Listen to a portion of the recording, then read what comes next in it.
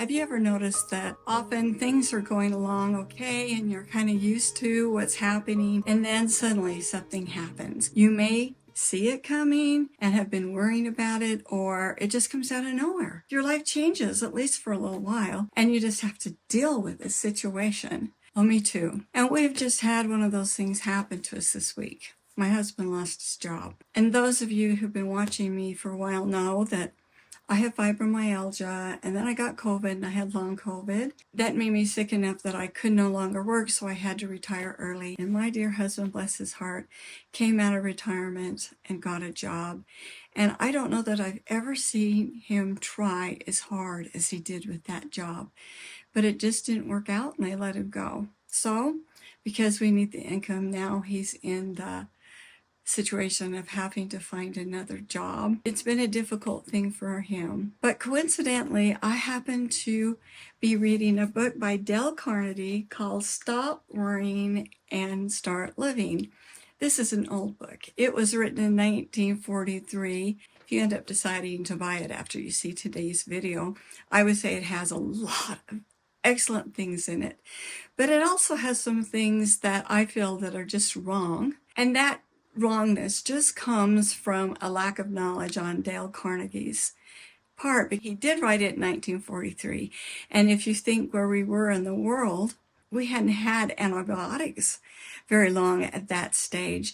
And there was really almost no understanding about chronic illnesses and mental illnesses.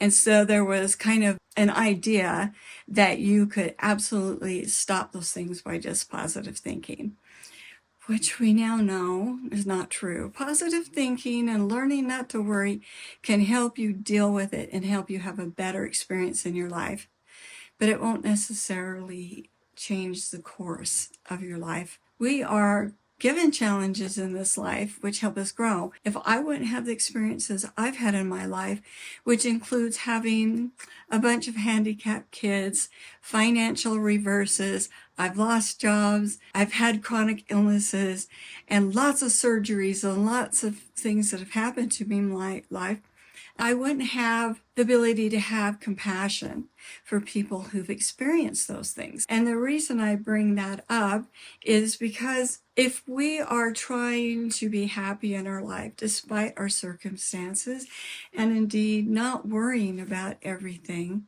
then sometimes there just has to become an acceptance and a faith enough to believe that all things work together for our good.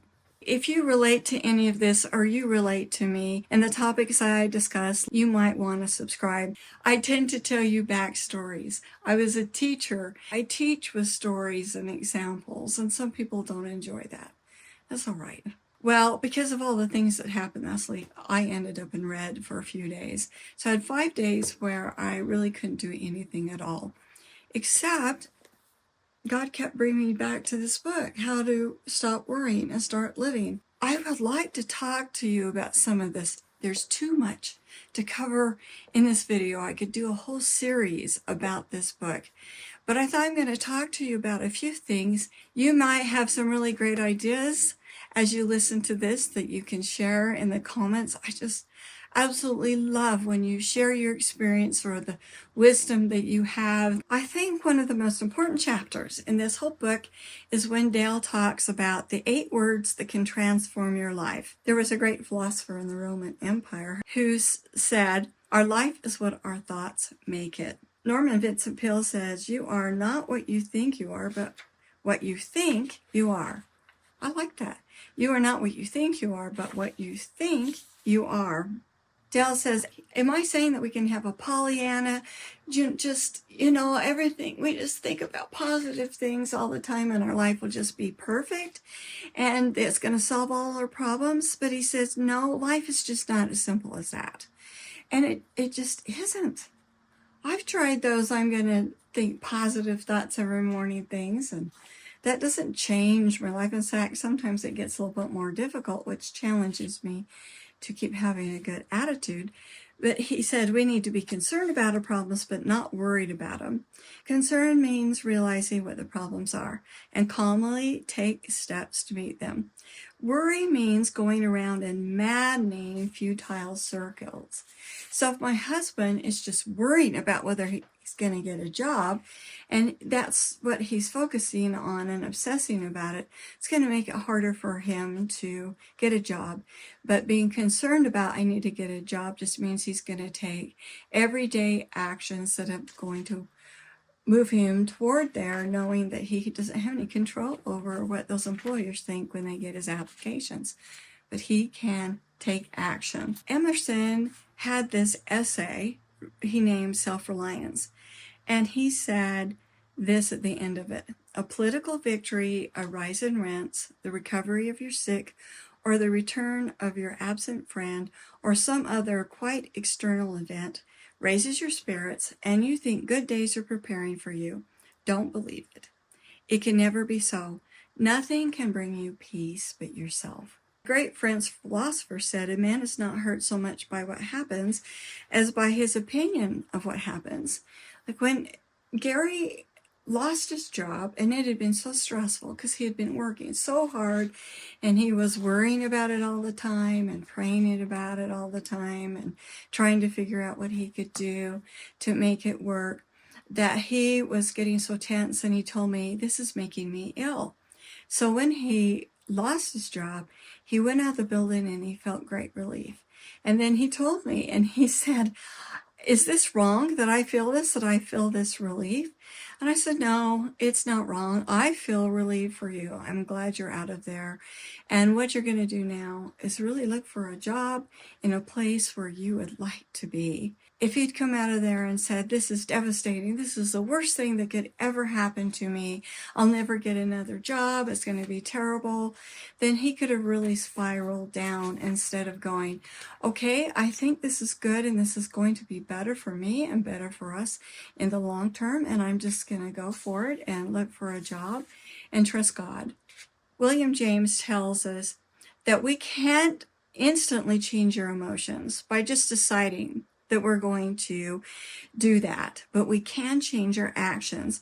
And when we change our actions, we will automatically change our feelings. If Gary just said, I'm not going to feel worried about this, I'm just going to feel good, and he's not going to do that. If he says, okay, what I'm going to do is I'm going to start taking action and work toward it, and I'm going to use this time to take care of a lot of the projects that have been piling up around the house. It's going to be okay because I'm going to do something about this, then he's not going to worry so much. It's like acting cheerful. They say that just by smiling, you make yourself feel better because you use less muscles to smile than to frown. And if you smile right now, you think just feel what happens to your forehead and your whole face lifts instead of being down. And I tend to do this because I'm such a big thinker. In fact, I have this really big wrinkle, which I sometimes Photoshop out of my thumbnails right here.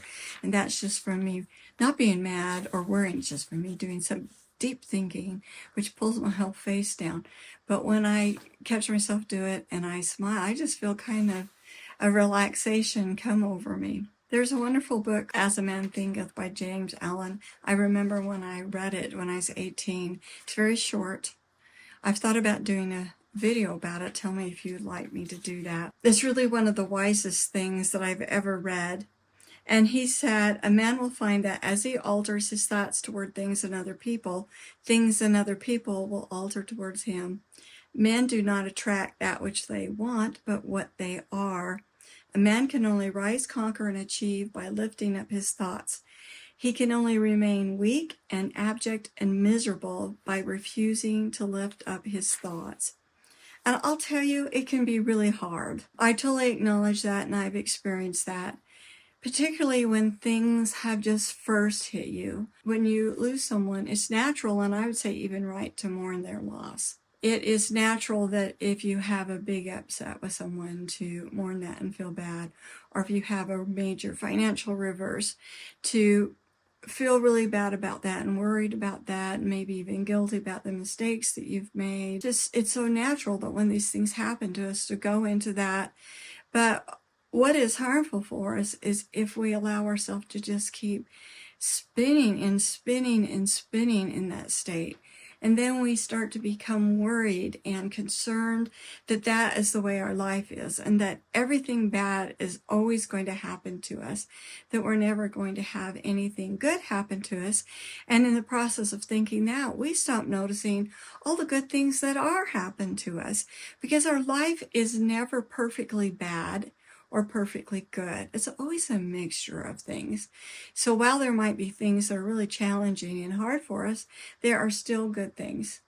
There are things to be grateful for. I challenge me and I challenge you and all of us that when we go through these things that are really hard, because they happen and they will happen, that we look around and say, what things are good? Like, it's really hot outside right now, and I can't go outside when it's really hot because of my fibromyalgia. It makes it worse.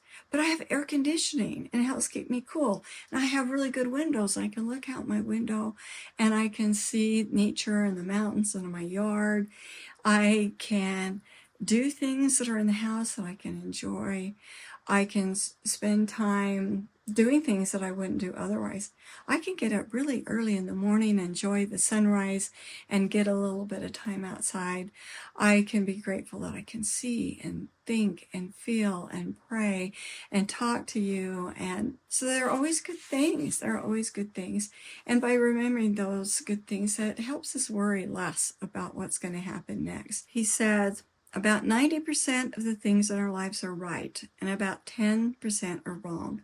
If we want to be happy, all we have to do is concentrate on the 90% that are right and ignore the 10% that are wrong. He tells a story about a lady who got scarring on her eyes and lost her sight. And then she was able to get her sight, but she went through many, many, many surgeries. Instead, when she got so she could see just this world of loveliness open before her, she found it thrilling to even wash dishes in the kitchen sink. She said, I began to play with the white fluffy suds in the dishpan. I dip my hands into them. I pick up a ball of tiny soap bubbles. I hold them up against the light, and in each of them I can see the brilliant colors of a miniature rainbow. Then she said she looks through the window and she sees the flapping gray-black wings of the sparrows flying through the thick falling snow. She found such ecstasy, found so much joy and happiness looking at soap bubbles and sparrows, that she closed with these words, Dear Lord, our Father in heaven, I thank thee, I thank thee. Imagine thanking God because you can wash dishes and see rainbows and bubbles. And then Dale says, you and I ought to be ashamed of ourselves. All the days of our years, we have been living in a fairyland of beauty, but we've been too blind to see it. So an interesting term that Dale has come up with is day-tight compartments, that we should live in day-tight compartments. And what he means by that is you think of a ship and it's divided into these compartments so that if something happens to one compartment and water gets in it, then there is the seal and all of these ways of preventing the water from getting into the next compartment. And then if the water happens to break through, then this big seal and wall and everything they do there will help the water not to get into the next compartment. So if we think about our lives and we're living in day-tight compartments, one compartment is yesterday and another is today and another compartment is the future. So we need to live in today, put that wall between us and yesterday, because we literally can't do anything about it. I would say if we've done something wrong and we need to repent of it or we need to make it better, then we should do that today. But we can't go back and undo it. We can just try to make things better. I can't do anything about tomorrow. I don't know what's going to happen tomorrow. I can prepare for tomorrow. My husband has done this amazing job of preparing our family for these circumstances. We believe in storing food and having a backup. We were raised in farmer families, which is what's done. My husband raises a really nice garden. We have fruit trees, so he preserves that. And I used to do it. Now he does it. He really enjoys it too. And we store food that we commonly eat, certain kinds of canned foods, grains and pastas, everything, which then helps us that when we are in situations like this, and we have faced them before, we know we have food to eat and we don't have to buy a lot of food, which helps the money stretch further. So you can prepare for the future like that. You can save yourself some money, learn about things that you might have to face in the future, but ultimately you can't change the future. So we live in day-tight compartments. And he pointed out an interesting thing that's in the Lord's Prayer. Notice that Jesus said, give us our daily bread. He didn't say, oh, I really hated yesterday's bread. Don't give me any more of that. Or, oh, I'm worried about having bread tomorrow. Will you make sure that I have bread tomorrow and that everything will be cool for tomorrow? No, he said, help us to have bread today. I just thought that was such an interesting thought, and I had never thought of that before. Robert Louis Stevenson talked about today, and that anybody can get through today, whether it's good, bad, or awful. If we really concentrate, we can get through this one day. But if we start thinking about the rest of your life and can you get through it? When I was still working, I had a very stressful job, and I was getting in my 60s, and I couldn't imagine being able to retire at 66 and a half or 70. And I kept thinking, I'm going to have to work forever. And then I had these times where my illnesses, the fibro, and these things I deal with are just bad, and I'm just miserable. I just kept imagining myself living like that for 30 years because my mother lived so old. She was 98 when she died, and she lived with us for 12 years. They have such long life in that family, and I started to think about, oh my gosh, is this next 30 years going to be like this? And how can I get through this? How can I get through this? Well, I was just so wrong to be thinking like that. And I finally realized that I have no control over that, but I can think about today. Can I get through today? How can I get through this day the best I can and be grateful and be joyful in today and let tomorrow take care of itself? It really helped me. And I tell you what, it may have been at least 2 years worrying about the next 30 years, which was so counterproductive. Whether in war or peace, the chief difference between good thinking and bad thinking is this. Good thinking deals with causes and effects and leads to logical, constructive planning. Bad thinking frequently leads to tension and nervous breakdowns.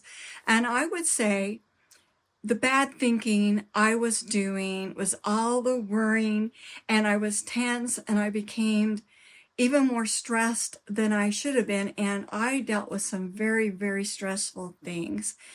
But my worrying about it and how long would I be in that stressful situation certainly made the stress worse. Dale talks about one of the most tragic things that the human beings tend to do is to look in the future and feel like when this great thing happens to me or this problem is resolved, then I can be happy.